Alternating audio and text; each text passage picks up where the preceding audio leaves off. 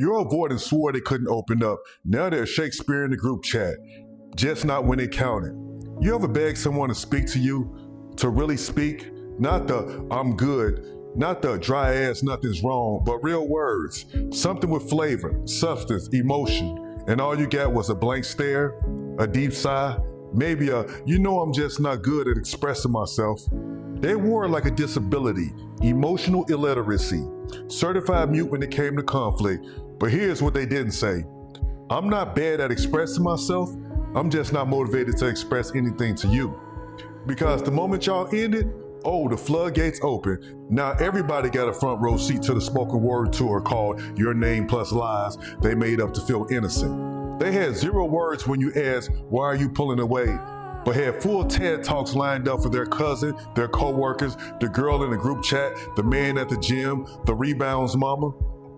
You ever get cheated on emotionally by someone's ability to suddenly find their voice just not for you? Your avoidant told you communication was hard, but apparently it's only hard when it involves accountability.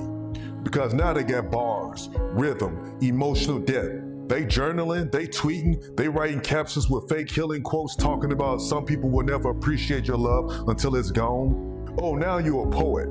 You couldn't even text back when I asked if you were okay.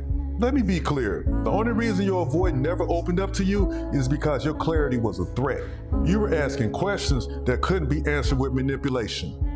You were looking for depth in someone who only shows up on shallow days. They weren't mute, they were calculated.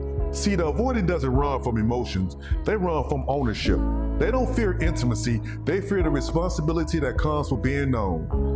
That's why it was easier for them to perform grief for the rebound than to face the one person who earned their honesty. They said you were dramatic, but they told the next girl you were controlling. They said you were always arguing, but they forgot to mention how they never let you finish a sentence. They said you changed, but never admitted that they were the reason. So now the avoidant has become the narrative of your downfall in rooms you never even walked into. They burn the bridge, then blame you for the ashes. And yet, you still out here grieving a person who replaced real communication with performative captions and emotional gossip. Nah, never again.